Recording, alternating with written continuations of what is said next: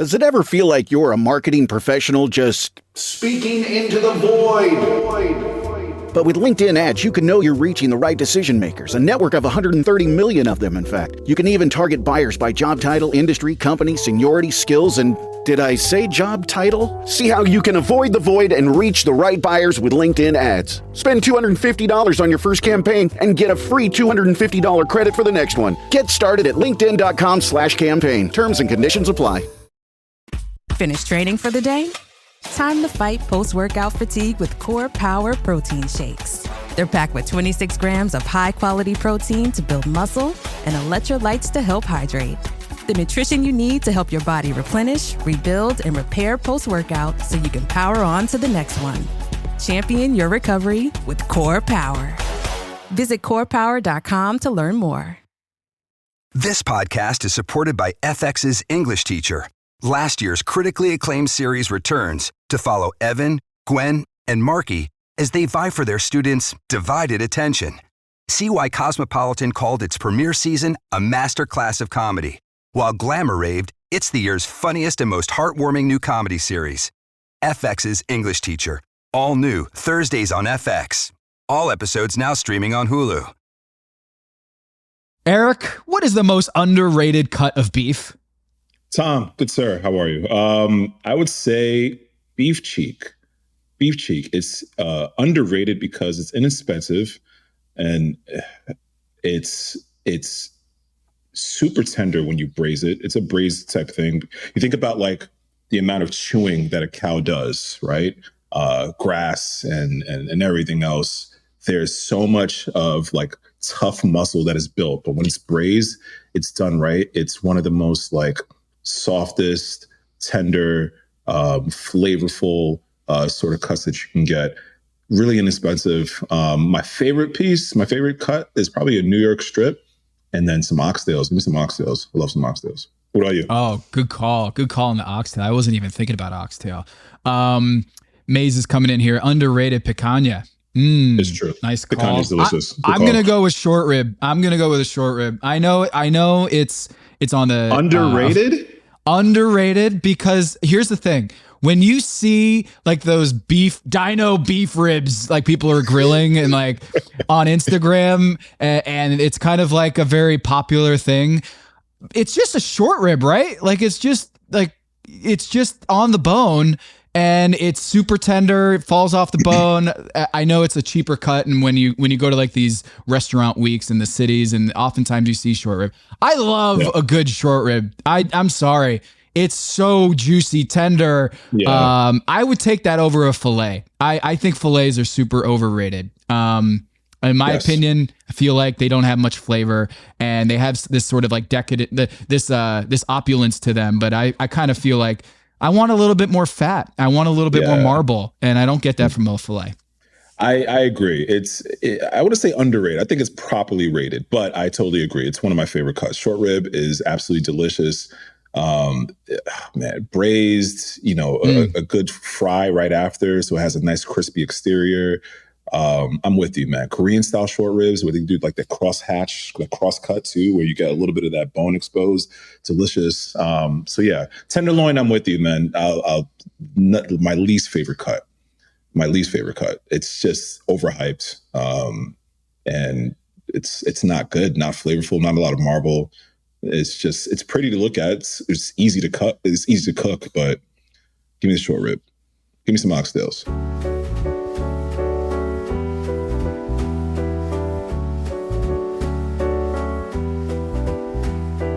This is Pack Your Knives. I'm Tom Haberstroh. And I'm Eric Adjepong. Eric, we're going to Calgary. How about that? I looked at a map. Calgary is west of Phoenix. It's west of Wyoming, the entire state of Wyoming. It's way out there. So this is, as far as travel goes, in season, before the finale where you're going somewhere, this is as far as you're going to get within country boundaries. This was a trip. Wahoo! It is a trip. I feel like it's not Wahoo, it's Yahoo! Yahoo!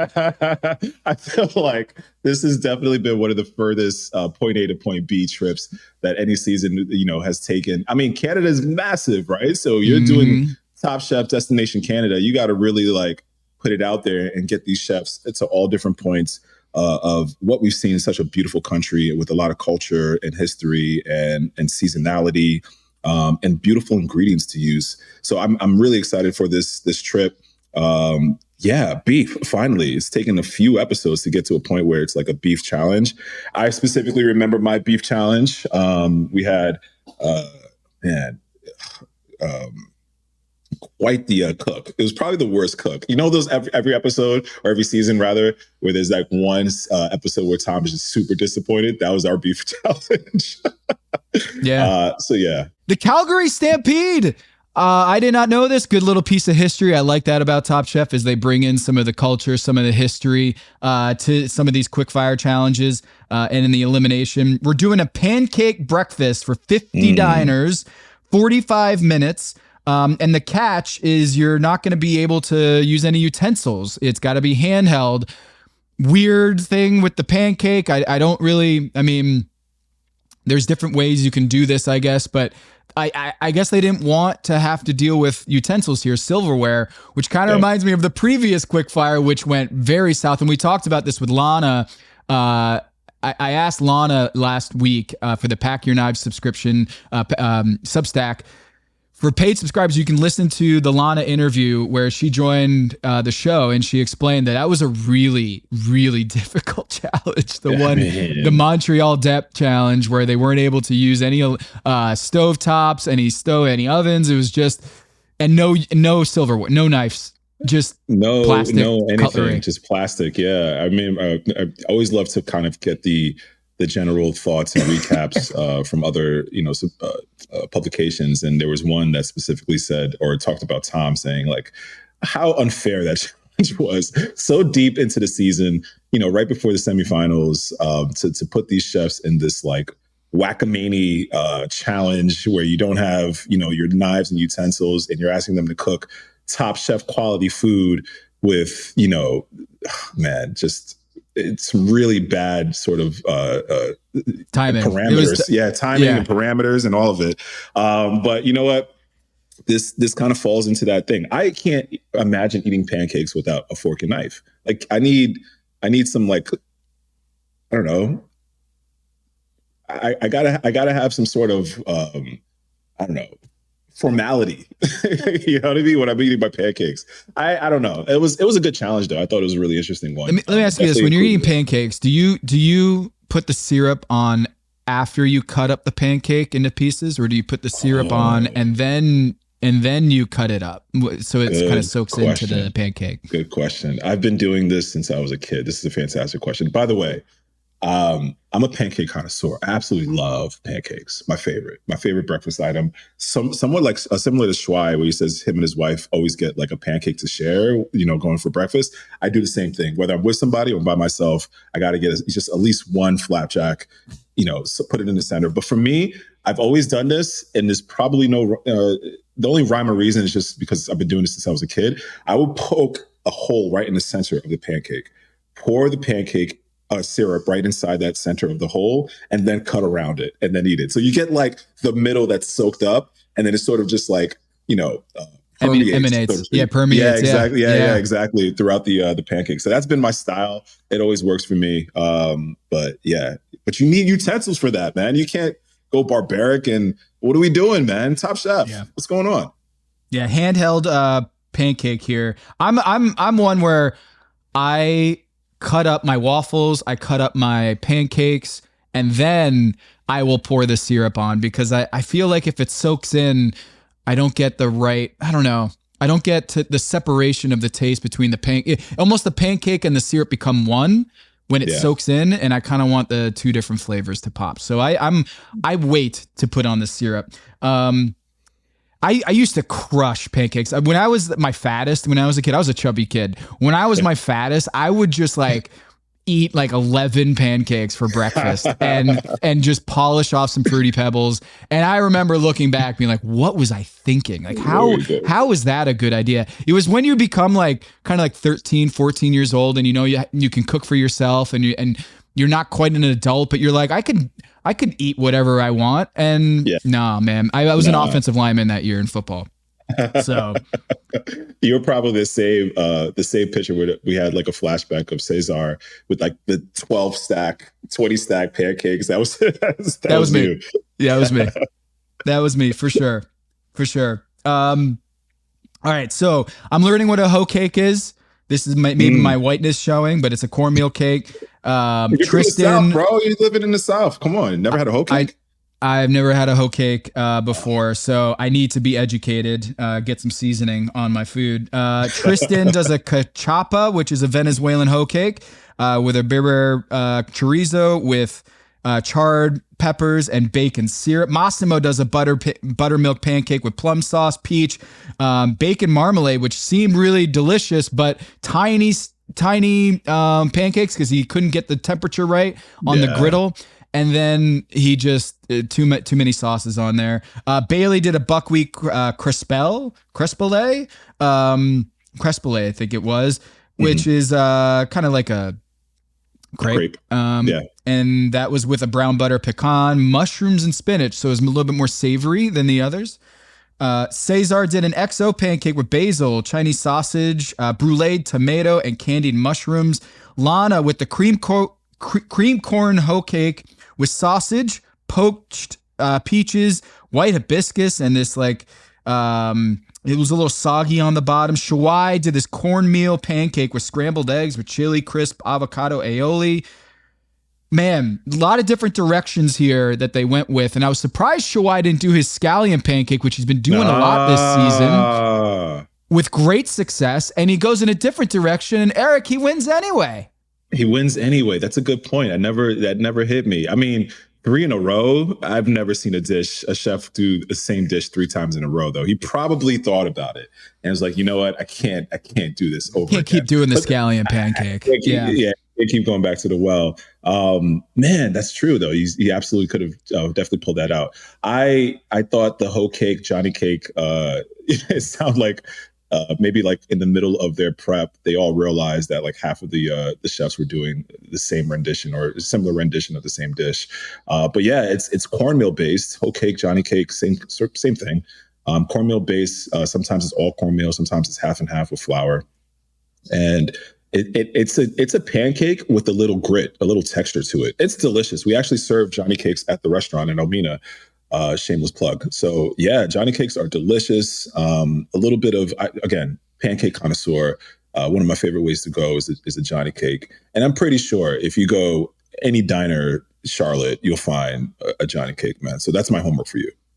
Okay. I'm gonna have to fix that. I mean, when Top Chef is like half of the contestants are cooking the same kind of pancake, I gotta indoctrinate myself in that. So Eric, would you have gone with a hoe cake, a Johnny cake, if you were going to do this? For sure. I love Lana's, a mix of Lana and what Tristan was doing is something that that sort of perked my ears. I love the barbetti chorizo situation, adding spice on top of spice, and giving some texture to that and a little bit of meatiness. I think was a great idea. The hibiscus peach situation too sounded absolutely delicious from Lana. So I love that she brought a little bit of something from home to pair with it. So I think I would have went in that direction or similar direction. But I got to say that probably the most impressive and beautiful one was Bailey's. That crepe that she made was gorgeous looking. Unfortunately, it didn't land her at the top, but I thought visually, at least, it was really, really beautiful and a really nice. I mean, probably the most like hands-on and time-consuming one to make, because you really got to make sure that it's temperamental. You can't do it on the plancha or the griddle. You have to do it in a pan. So she's like literally like flipping, talking, schmoozing, all the above, and still making something that came out really, really nice. Massimo couldn't get the cook right on his griddle. What would you have done in that situation? What did you see? What was happening? Is it just was too hot or too inconsistent on the flat top there? The variables can really go. I love talking pancakes. It could be a little bit too much sugar in the batter itself that sort of burns, and you can't really get the full fluffness, which he wanted to do, because remember, he separated his egg whites from the yolk. So he used that to really get a nice sort of aeration, so to speak, into his pancake. And you need time. Time is like the next best ingredient for that to really sort of like set. But if it has too much sugar in it, it's counterproductive, so to speak.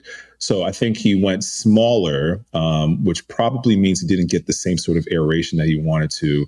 So there was just sort of like a domino effect of things that just didn't work in his favor. And you need a little bit of like structure, and just doing a small pancake is not going to give you that, especially for a handheld challenge. That's the tough part. But yeah, we saw him struggling. I love watching Tom. That's probably my favorite thing to do, is just watch his facial expressions, because he can't, like, he wears his heart on his sleeve. When they went to Lana Station or when they went to Massimo Station, he's like, oh, this is kind of small. And he just kind of does a little smirk, you know what I mean? Like, it's coming back.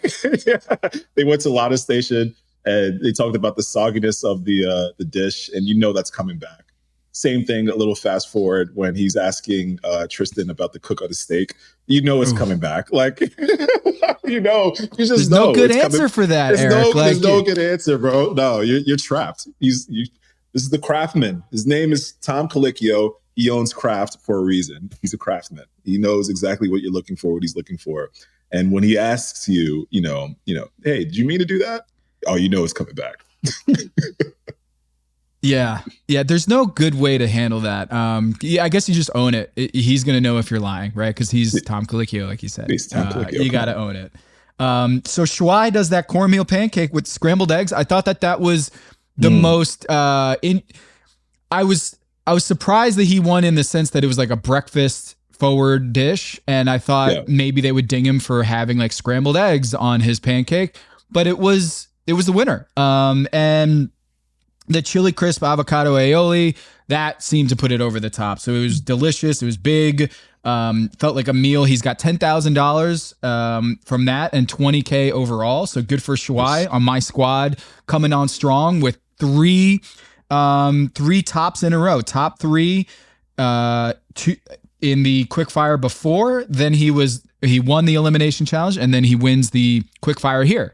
So Shuai coming on strong, but you know what? He tags in my buddy Massimo, and Massimo takes the victory in the elimination challenge. So my team, it might be one person fewer with Lana going home, but man, Shuai and Massimo are showing out at the right time. So Shuai wins the quickfire, and then they set up this beef challenge, where it's not just beef. I thought it was just beef in the preview, but it's beef and berries, marrying the ranchers and the First Nations and the cultures combined. So we got the ranchers with the beef, and the guest judge, Dania Baltzer, from the Northern Canada First Nations. She explains that it was a celebration. The Calgary Stampede was both cultures coming together, and a big celebration, big feast, big event. And so they're doing beef and berries. Now, this was interesting. Yeah. The whole setup of choosing your ingredient, right? This was weird.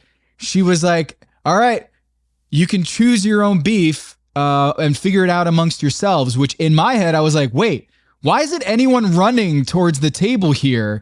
Because they were a little too nice to get to the table. And I've picked that bone with you, Eric, is that you're too nice, and you're like, when you do those scrambles, when you got to go get your ingredient, you were so cordial, and you didn't have those pointy elbows, those sharp elbows. You were like, you know what? I'm not gonna box people out for this. I could, but I'm not going to. I'm gonna play nice here. And you still did really well in the competitions. This one, they were like grabbing at it, but I was surprised that there wasn't a dead sprint to go get these cuts of beef. And Eric, what would you I guess you would have done the beef cheek that Bailey got. You would have tried to go get that for this competition. There was flat iron, ribeye, strip loin, New York strip loin, beef cheek, short ribs, and beef tenderloin. You would have beeline for the beef cheek? Or would you have been like, as long as I get any of these three, I'm okay?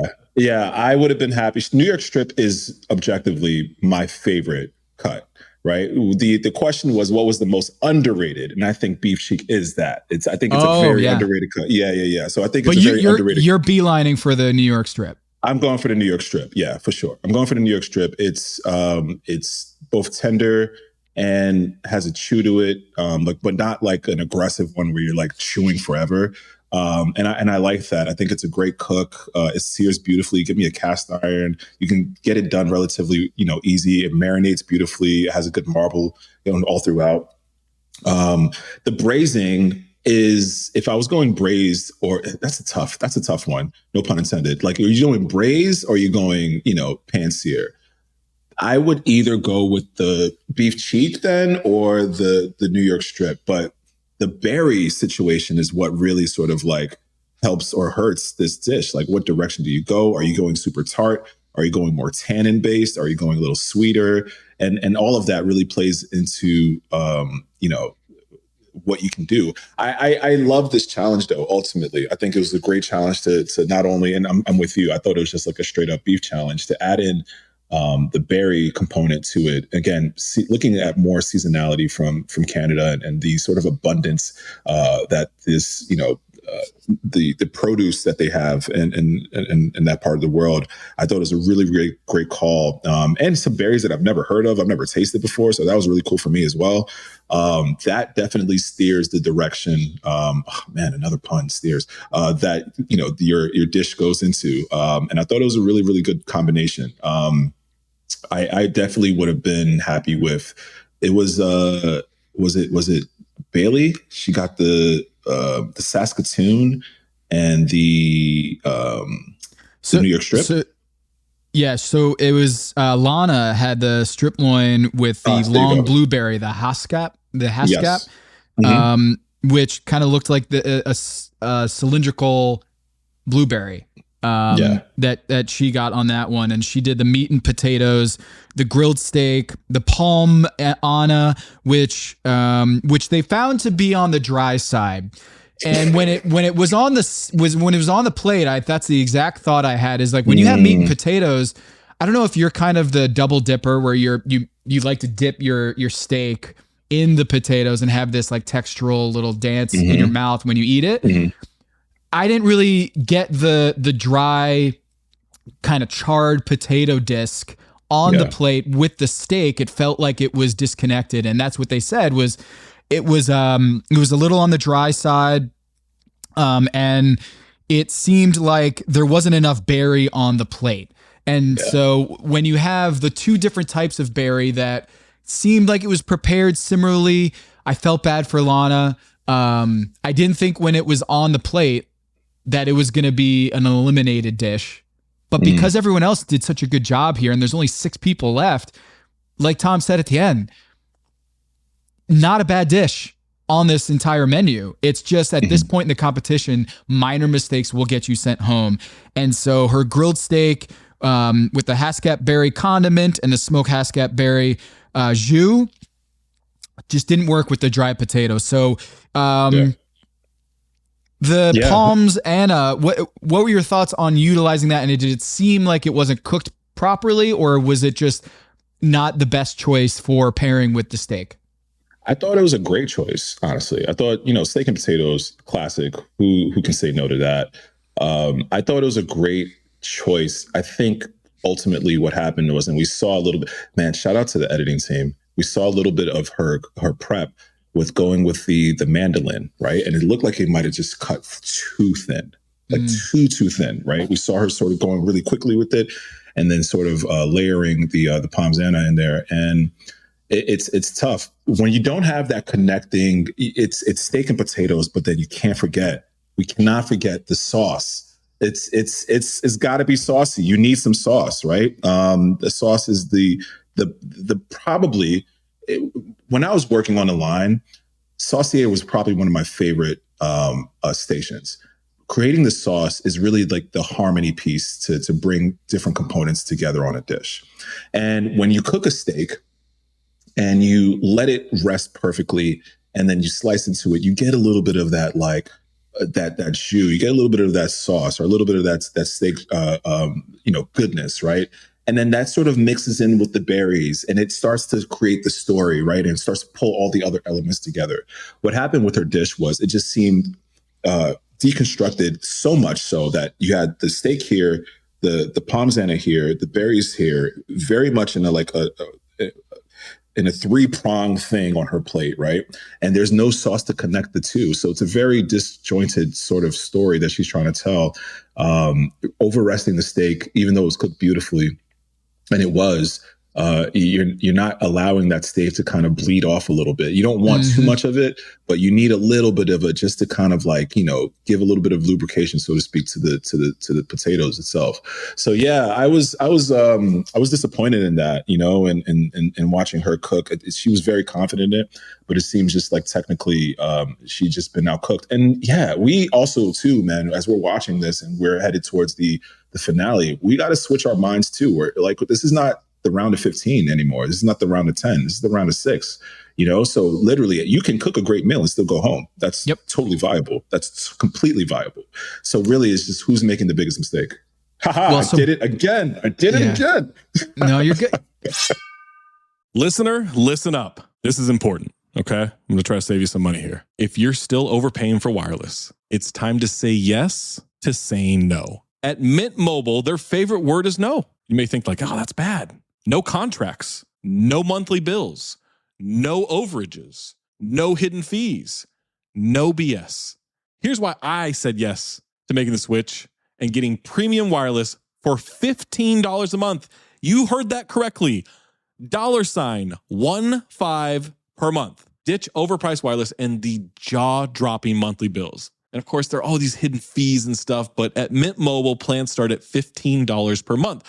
All the plans come with high-speed data, unlimited talk and text. You're not doing like weekend and nighttime minutes or anything like that. And it's delivered on the nation's largest 5G network. Use your own phone. Don't have to get a new phone. Use your own phone with any Mint Mobile plan and bring your phone number along with all of your existing contacts. I switched months ago. People have asked, did you actually switch? Yes, I actually switched months ago. And I don't know what to do with all this extra money. I've cheated the system here. I've rigged something. This is an Ocean's 11 situation where I'm stealing wireless from Mint. That's how good a deal it is. Ready to say yes to saying no? Make the switch at mintmobile.com/dings. That's DINGS. That's mintmobile.com/dings. Upfront payment of $45 required, equivalent to $15 per month. Limited time new customer offer for first 3 months only. Speeds may slow above 35 gigabytes on unlimited plan. Taxes and fees extra. See Mint Mobile for details. Hello, listener. It's producer Maze here to talk to you about Kindred. Now close your eyes like Owen Wilson during a job interview and imagine a way to travel that feels personal, comfortable, and connected without the price tags and the sterile feelings of hotels or short-term rentals. Now open your eyes and stop using your imagination because Kindred has made it very real. That's exactly what they do. Kindred is a members-only home swapping network. It's not a hotel. It's not a short-term rental. It's a smarter way to travel where each stay feels like home. Here's how it works. With Kindred, your home is your ticket. You earn credits by hosting fellow Kindred members, and then you use those credits to stay in over 220,000 homes in more than 100 cities worldwide. There are no hotel costs or rental fees, just the credits that you've earned. Every stay comes with white glove service, 24/7 trip support, and $100,000 in host protection. Make it easier for you to travel and enjoy yourself and not worry about details. I've used Kindred and I found an amazing home for a weekend getaway in an idyllic location with amazing views and great ambiance. It had everything I needed. And the best part was, it cost me $0. So apply now at livekindred.com and use code DINGS to join for free. Plus, you'll earn 5 nights of travel credit just for signing up. That's right, that's 5 whole nights for free at livekindred, KINDRED.com, code DINGS, DINGS, livekindred.com, code DINGS. Hello, listener. It's producer Maze here to talk to you about Quince and their cookware. Cooler nights mean cozy meals at home, and Quince's cookware has made fall cooking so much more enjoyable. Their pieces deliver the quality and performance of luxury brands, but at a price that makes sense. And they look gorgeous on the stovetop, too. No matter what item you need to complete your kitchen, Quince has you covered. With 5-ply stainless steel pots and pans, nonstick skillets, chef-quality knives, and even ceramic bakeware, which is perfect for cozy casseroles or Sunday roasts. And when you look at these prices, you might think, how is Quince doing this? How do they deliver high-quality items similar to high-end brands that are half the price? Well, let me tell you, they partner directly with ethical top-tier factories to cut out the middlemen and pass the savings on to you. And it's not just cookware. I got myself some bath sheets. That's right. When you're a tall man, you have to use bath sheets, not bath towels from Quince. It's like drying off with the cloud. It's incredible. Upgrade your kitchen for cozy fall meals with premium cookware from Quince. Go to quince.com/dings for free shipping on your order and 365-day returns. That's QUINCE.com/dings, DINGS, to get free shipping and 365-day returns. Quince.com/dings.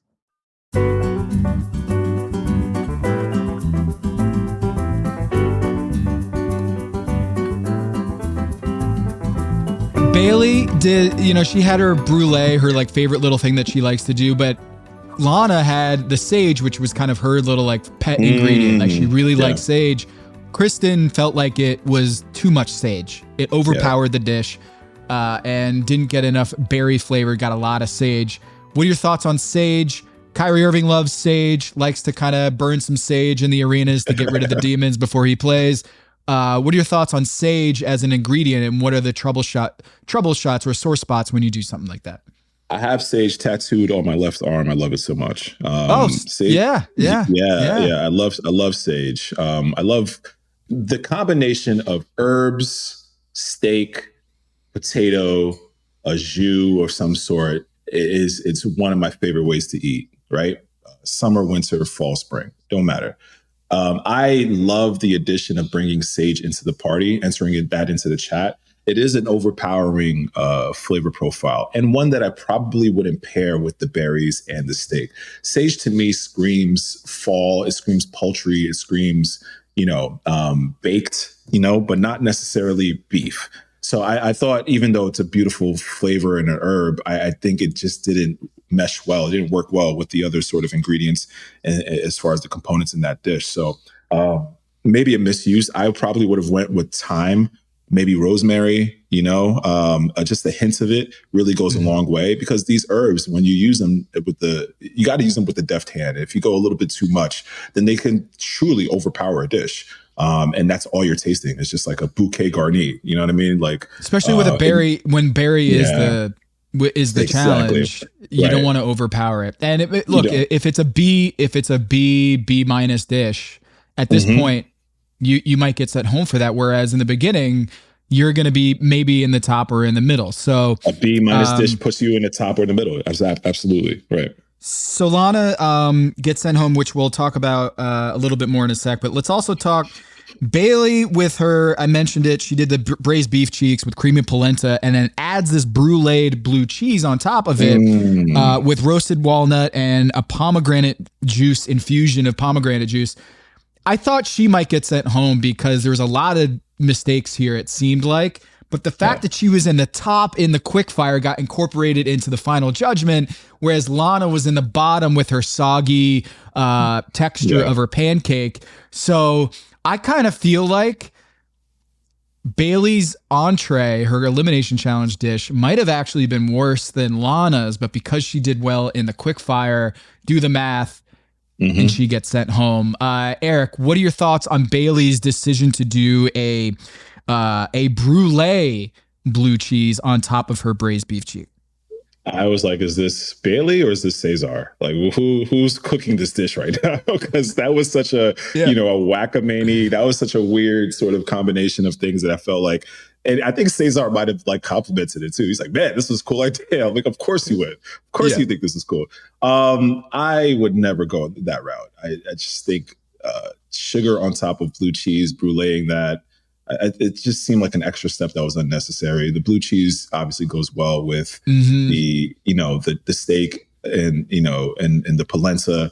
Like, just you don't have to do that. I thought it was just a little bit too really much. Decadent. Like, you've already got blue cheese and steak and polenta. Those are heavy flavors, right? You don't need like a raw sugar on your that was just nah. I if I saw that on a menu, I probably would pass it. I'm sure it tastes great.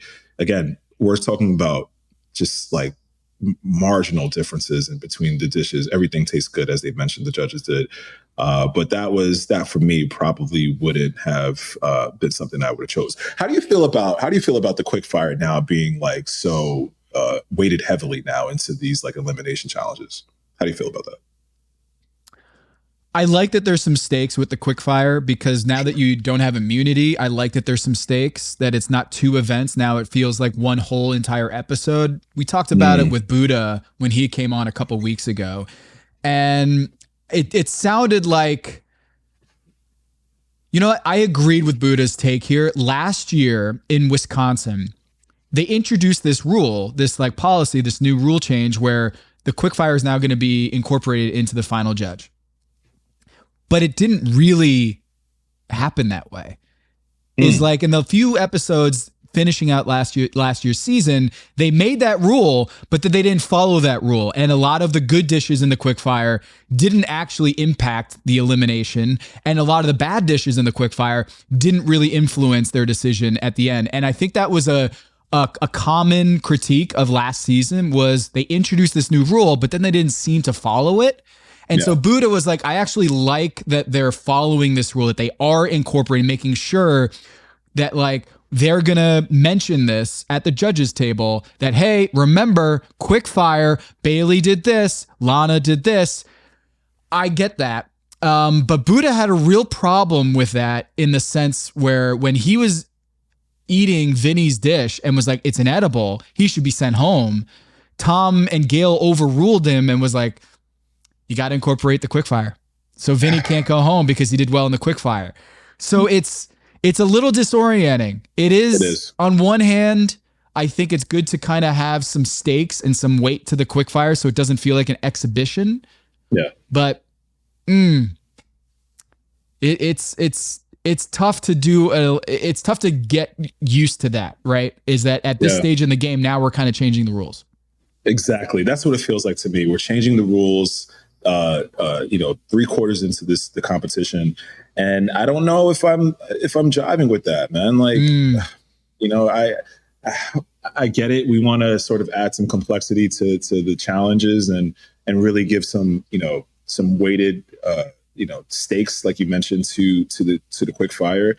But I think, the task of winning and getting $10,000 or whatever monetary money that they're offering is good enough. Like, give these chefs an opportunity to sort of like learn the city, learn whatever, because it's always an intro to what they're doing, or a city, or, whatever. So you're saying it stands alone on its own merit. Like, we don't have to add weight to it. I think it should. Because they get rid of immunity, and they're like, all right, well, how are we going to, if we take away immunity, we got to add something. But what you're saying, I totally get, is the quickfire as a standalone entity, you have the $10,000 prize. And it functions as kind of this introduction and educational tour of the city or the region that you're at. It's good enough. I'm curious if they keep doing this next season. I'm curious if they keep this new rule. It feels like the wheel in the dunk contest. You know what I mean? Like, you threw it in there. Does it really need to be there? And then you take it away. And it's like, this is kind of stupid. Like, I don't think it necessarily, like, obviously it has a factor into the elimination challenge, but I don't necessarily think it should. Yeah.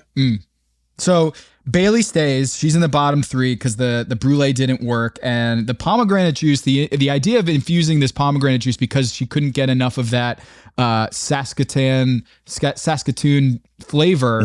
I understand what she was going for, but it was interesting. We had that sit down with Kristen, that little happy hour where they're sharing drinks, and there's this discussion about like, hey, remember the challenge. Like, at this stage of the game, remember the challenge. It's not so much about cooking a good dish. You have to incorporate the challenge and the script, right? And the prompt.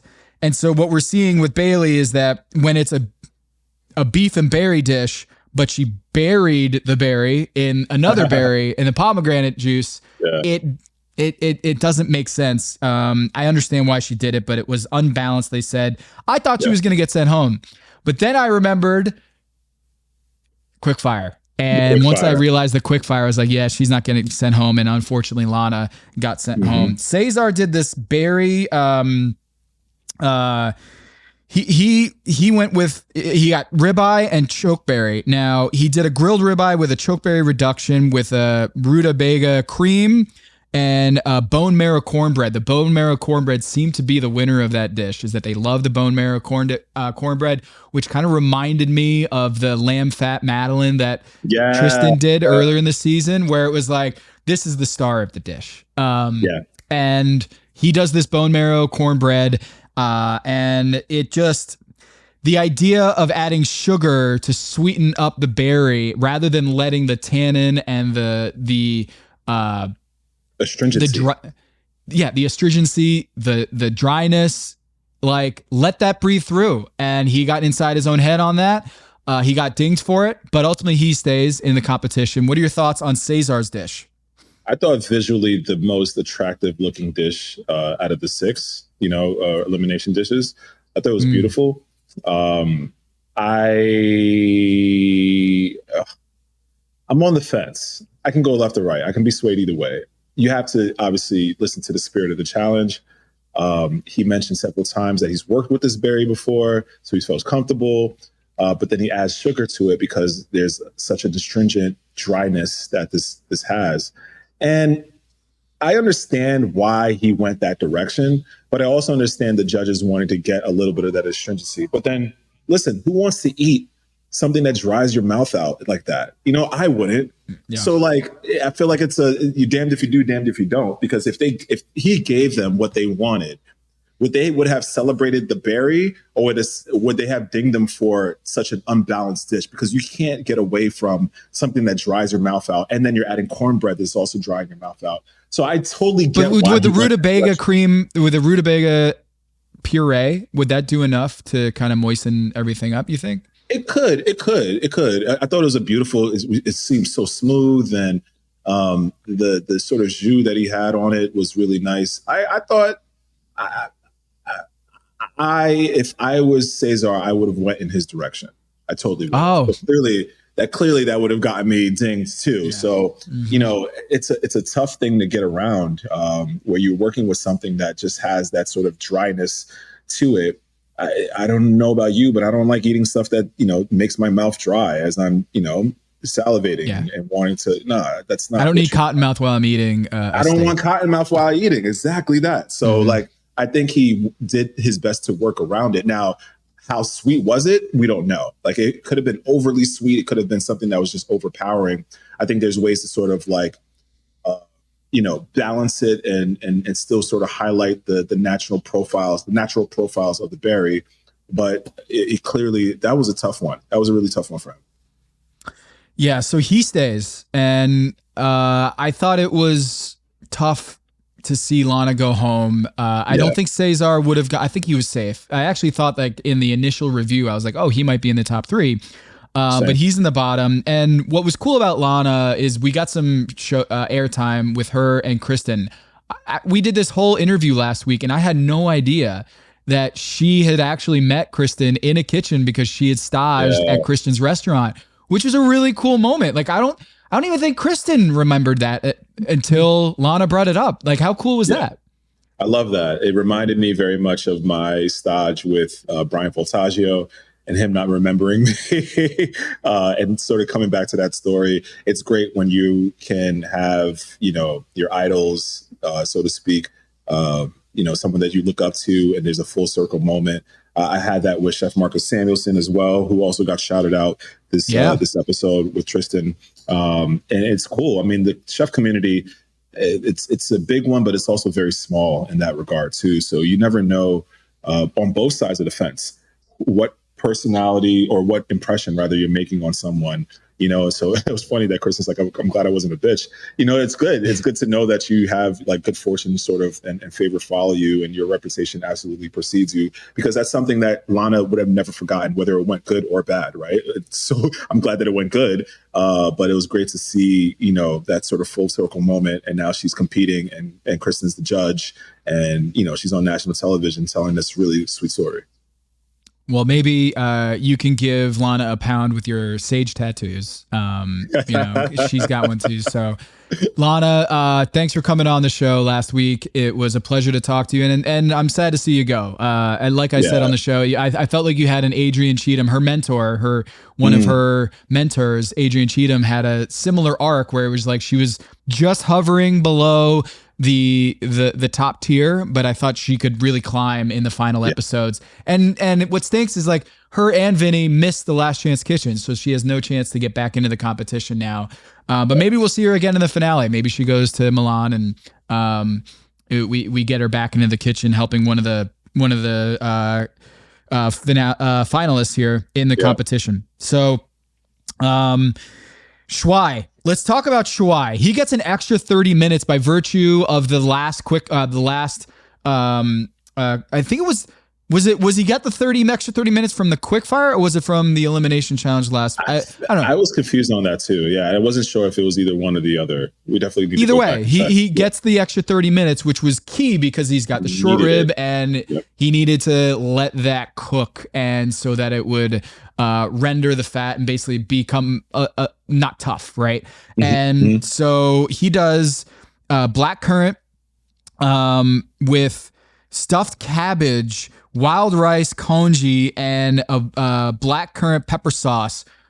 Tom Colicchio talked about it. This thing looked awesome and very different than the steakhousey, more meat and potato dishes that we saw for the rest of the contestants. This was inventive. It had a great story. His Mama Wong's dish. This was an awesome, awesome dish. And it really speaks to how good Massimo's was, that this one didn't win. And Tristan, how good that one was, because this one didn't win. When I thought this was the most clever, creative, and it looked really tasty. It did. Sign me up for that dish. I would. It looks comforting. It looked like it was a dish that would remind me of, like a warm hug. You know what I mean? It just looked like it was just perfect for the time, perfect for the challenge. The congee looked beautiful. That black currant sauce that he made really was just, it had so much sheen and shine on it. You know what I mean? It just looked like it popped from the screen.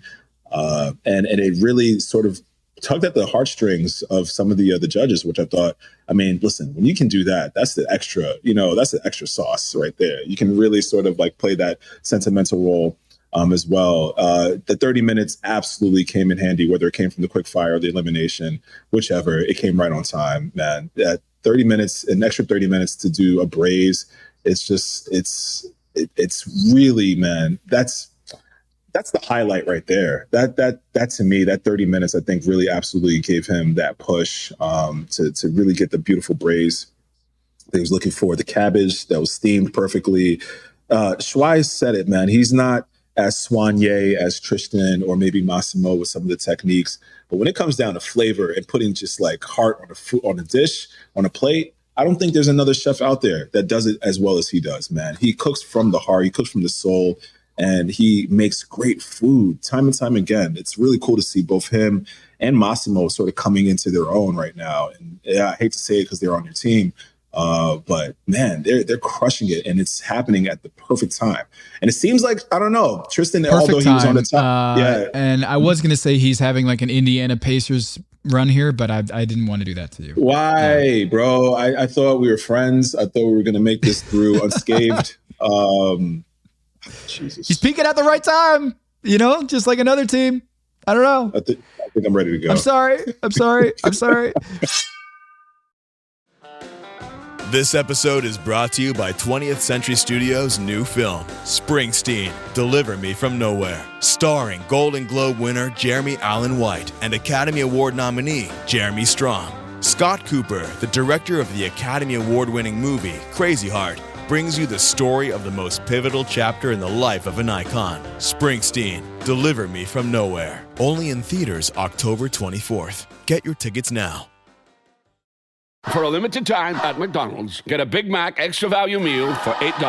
That means 2 all-beef patties, special sauce, lettuce, cheese, pickles, onions on a sesame seed bun, and medium fries, and a drink. We may need to change that jingle. Prices and participation may vary.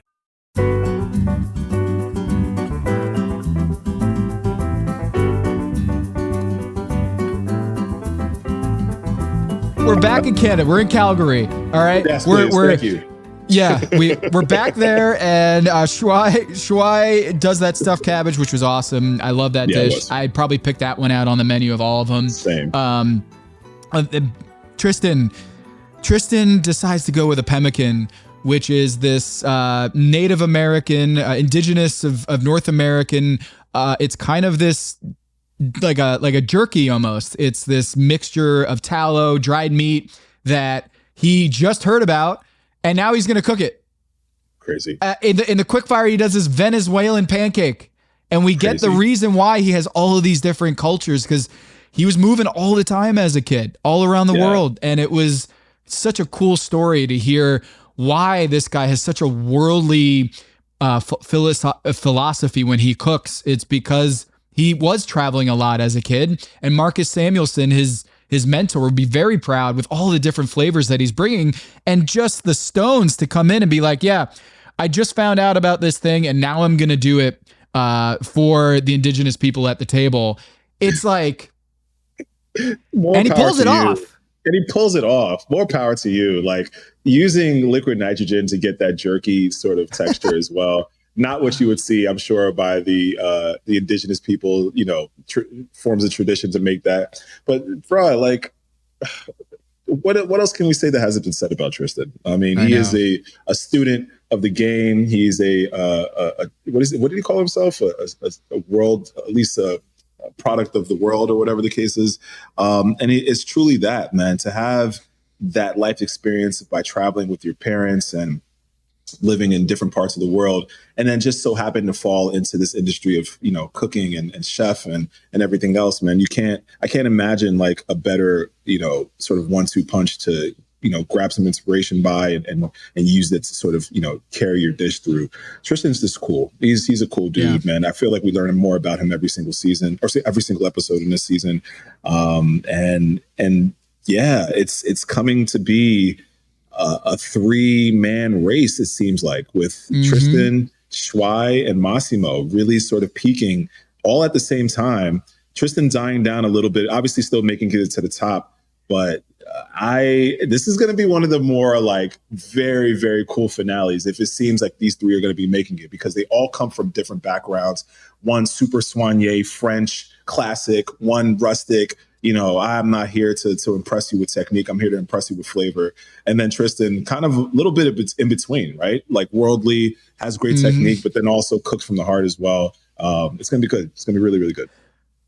Dude, you nailed it with the whole Tristan and Massimo, a little bit of a riff or beef, because we got it in this episode. I'm telling you, it's happening. It's happening. You were spot on with this, dude. Like, you called this like 5 weeks ago, is that they're laying down the tracks for a Massimo Tristan rivalry. And you saw it at the judges table here, where Tristan, he got some good remarks on his dish, the gooseberry that, Kristen was like, wow, that was like sour candy and I love it. It was awesome. And he could have just, been fine with that. Yep. But when Massimo had his moment in the sun where he's, in the top 3, and he has that moment where he's like, this is the worst feeling ever, I will ask you about that in a sec. And then he goes, he talks about his dish, and he's like, look, I didn't want to use any French technique with this. And Tom goes, wait, didn't you braise it? Or didn't you, what was, he had some like critique on it. Yeah. And then right out of left field, here comes Tristan going, by the way, he also basted his dish, which is French technique. And man, Gail was like, oh, busted. And I'm watching, I'm like, Eric called this, dude, is that Tristan and Massimo put on a good face that they're like two juggernauts, competing and it's good gamesmanship. But when Tristan busted out, he said he didn't do any French cuisine, but I'm gonna snitch on him real quick. That was wild. That was wild, Tristan. It was awesome. Tristan, I loved it. I'm here for the drama. I'm here for the back and forth. But bro, you could see this happening with clear goggles. It's something that they absolutely laid in. It's again, I called it. It's like Professor X and Magneto.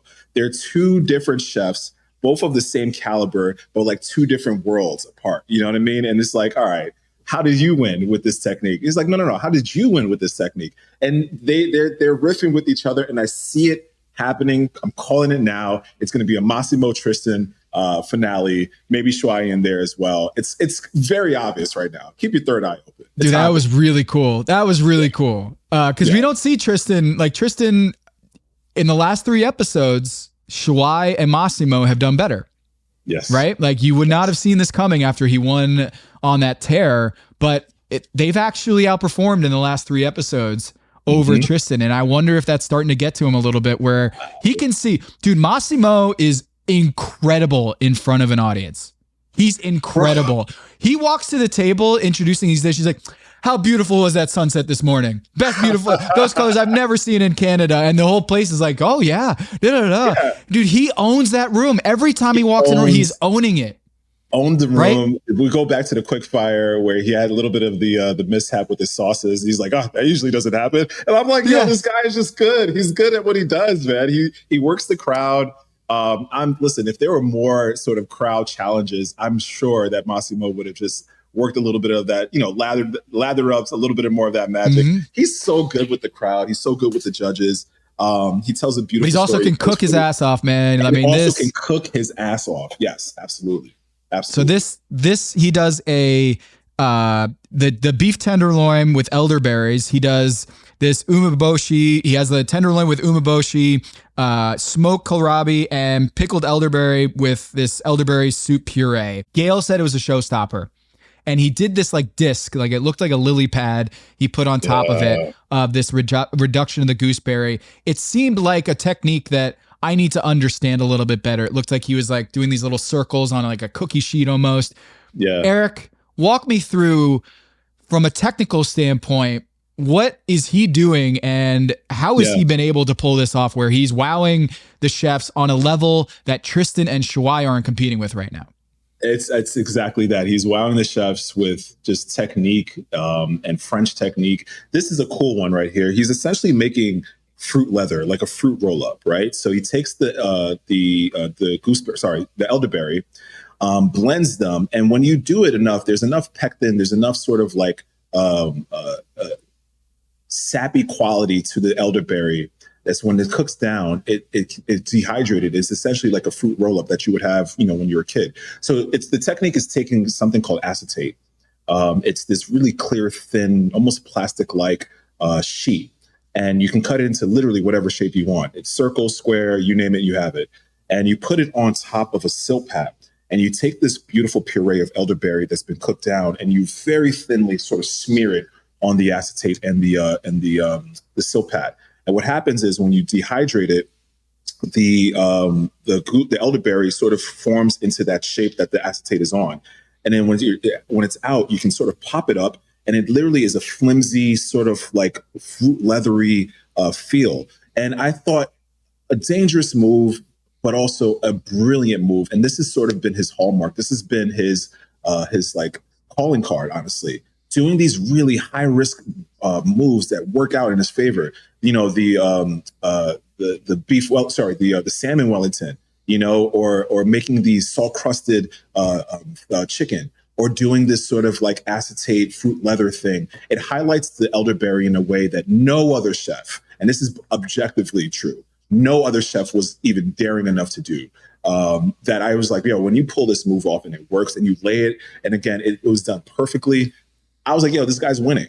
He's winning because that's a technique that just takes It takes levels some to this. stones. Yeah. It takes levels. Yeah. It takes stones, man, to pull off. And he did it. The beef was cooked perfectly. That elderberry omabushi sort of sauce, beautiful. This guy's good. This guy's really good. Massimo knows really what he's good. doing. He knows what he's doing. He's got it. And I think Tristan knows it, where Yes, like if he's talking to a referee and Steph Curry sees LeBron talking to a referee, he's like trying to get in it because he's like a little insecure. Like what? Yes. I feel like he's pulling one over on the judges here. And I gotta get in the middle of this and say, no, I saw him in the kitchen basting that dish.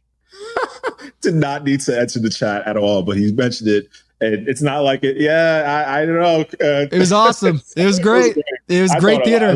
I loved it. It's happening. I don't know if this is like Top Chef where we don't get enough of this drama, or in historically like early seasons we got a lot of drama and fighting between the chefs. He's not fighting. It's more subtle. It's more passive aggressive, and I'm here for it. Right? Passive aggressive. Yes, it is. It's one thing. One thing I wanted to ask you, Eric. And I've been wanting to ask all season long, and it's been in my notes, and I haven't been able to come up with the right time to ask you this. And this episode brought it to the forefront, and it's perfect. When you're at the judges' table, and you don't know whether you're in the top or the bottom, and they name the first three people, and it's Eric, it's Kelsey, and it's Sarah, you're in the top, right? Like, there's a little bit of drama of like, Eric, please step forward. Sarah and Kelsey. I feel like in earlier seasons of Top Chef, maybe I'm misremembering this. Maybe I memory hold this. I feel like there was kind of sometimes you're in the bottom, sometimes you're the top. Mm-hmm. But if you're the first people that are asked to step forward, there's really no suspense there anymore. I feel like it's been a long time that we've had the first three names that are called out are in the bottom, not the top. Yeah. So it kind of sucks out a little of the drama and the suspense. But here comes Massimo. Massimo goes, that is the worst fucking feeling I've ever had in my life. Enough of the silence. I need you to tell me whether I was good or I was bad. And they were like, whoa, Massimo, chill out, bro. So Eric, as a chef, if you're the first names called out in the long line of judges' table, don't you already know you're good? You know what you do, but it's a lot more than that the folks at home don't see. It's the stewing of behind the judges' table. It's the transport of, you can't talk. Remember, you're on ice. So whenever the challenge is over, you need to get in a van or a bus or what have you to get over to the judges' table, and you are not allowed to say a single word. So now you're just like going through your dish in your head a billion times over. I could have did this wrong. I could have did that better. Or whatever. And then you make it to the judges' table, which also takes maybe like 10 to 15 minutes. So that whole time, you're just like, what the hell? Like, even if you're confident. So you're literally just standing there in the room. Silent. So I get him. I do. Because when you get to the judges' table and you finally hear about your dish, it's like, oh, the biggest sigh of relief, because it's like, damn, you guys took forever just to tell me good news. And it's like, this is very tormenting. So I understood it completely as a person who's been in that position many times. But on TV, it just looks like you're there for 2 minutes and then you hop on. But yeah, he was very dramatic, as he obviously always has been. Gail was like, whoa, easy there. Like, I thought this was Tom was like, would you rather be in the bottom? Like, you're in the top, dude, chill out. Chill out. Massimo, man, he not only is a great cook, but he's also high drama, high strung, and it just works for him. It does. He has in mind to go to Milan, and I think he's gonna do it, man. I could see him. I could see him there. I could totally see him. I'm rooting for it, man. He's been one of the best characters on this show in a long time. Sure. He's been a lot of fun and performing at a high level. So he wins with his outside the box dish that was French technique multiple ways, but didn't want to admit it. Almost got caught up in that with the white lie there. So he was someone who I've loved watching his rise this season. He's been really fun. He's been delivering a lot of really interesting technique that even Buddha, when he was on the show a couple weeks, was like, that was incredible what he did with that salmon Wellington. And he said, I'm in love with you right now. You can really see that he is a chef's chef. Yeah. But he's also like a layman. Like everyone seems to enjoy this guy when he's in the room, and he likes to work the crowd. So, This is we're at bottom five, or sorry, final five of the season. We've got one more episode before we go off to Milan. They announced that they're going to Italy. Have you ever been to Milan? Have you ever been to Italy? And what are your thoughts on that being the finale location? I love it. I've never been to Milan. I've been to Italy. First time I went to Rome last year and ate my way through that city. It's so amazing. It's crazy to me to think like the architecture and the structures of these buildings that have been made thousands and thousands and thousands of years ago are still standing erect. And we can't get a building in DC to stand up for like more than 2 days without somebody working on it new. Like, I don't know how those architects managed to handle all of that. But man, it's going to be a beautiful finale. They seem stoked to get to Italy. I think it's going to be great. Man, Top Chef always does it. The finales are just always hitting the mark. Milan sounds just romantic and amazing. I can't even wait to see the type of like challenges they're going to pop out from there. So good stuff. Yeah, good stuff. I really liked this episode. The berries and the beef was really cool to see, and the preparation. Yeah. It was very interesting. Fantasy scores. Do we have to talk about it? I gotta go. Yeah, no, we're talking about it. So this week I took 13 points. You took 7. You get Tristan in your top in both the quickfire and in the elimination challenge. Cesar at the bottom of both gets a 0. Bailey gets 1 point for being in the top of the quickfire, but in the bottom in the elimination challenge. So you get 7 points. I get the winner in Massimo and Shuai in the quickfire. Shuai in the top of the elimination challenge, but I lose Lana. So I've got 2 chefs left, Shuai and Massimo. You've got 3, Bailey, Cesar, and of course, Tristan. The final count right now is you've got 133, I've got 132. It is down to the wire. A 1 point difference in our fantasy scoring. 133 to 132 going into the last 3 episodes of Top Chef. What are your thoughts? Tristan, not really stumbling, but he has opened up the lanes for Shuai and Massimo. I thought he was going to run away with this, but it's very clear now at this point that Bailey's doing okay. Cesar's doing okay. But to me, this is a 3-horse race. I agree. It's a 3-horse race between Shuai, Tristan, and Massimo right now. Tristan, who had just almost a Usain Bolt sort of just out the brakes, just running straight, but now can almost see him sort of looking back behind him, right? And now you see Massimo and Shuai sort of catching up a little bit. Man, this is, I think, really a season for one of these 3 chefs to win. But let's not cut out Bailey. Let's not cut out Cesar. They can definitely pull this out, but one of these chefs will be going home. And it's going to be 4 people going into the finale. And I can't wait to see that. But dang, man, what a comeback from you. Holy smokes. I thought I was running away with this. Yeah, Maze was talking all sorts of shit earlier this season where he was like, hey, Tom, you're getting killed out here. And I'm back. Massimo. Maze goes regular season award for Tristan. Do it in the front house. Yeah, okay, Stugotz. Yeah, Stugotz here. Eric, pleasure as always. We're gonna try to do something fun in the next few weeks. We'll talk more about this later, but stay tuned, Pack Your Knives listeners, and especially for those paid subscribers out there at the Substack, packyourknives.com. We've got something potentially in the works here, so we'll talk more about that in weeks to come. But Eric, this has been great. We've got a really interesting next few episodes here. Not much in the preview. I think we've got some returnees, kind of old Top Chef alumni coming back. We'll see more about that next week. No more Last Chance Kitchen, so I won't have a recap on that. But Eric, everything good? Everything good? Elmina, any other events or anything you want to push for the listeners out there? I'm out of breath, man. No, Elmina doing great. I just finished up that season of Wild Card, so now I'm back and nice to settle in. Looking forward to this, next couple of weeks. It's crazy. It's all going to be ending pretty soon, man. We got 3 more weeks of this. I've been having a blast with you doing these recaps.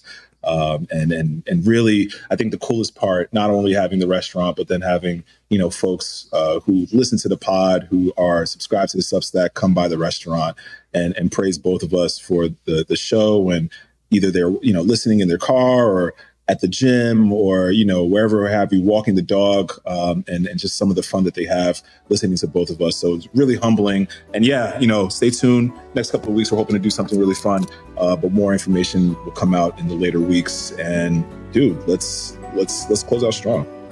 For Eric Adjepong, Tom Haberstroh, this is Pack Your Knives. Peace.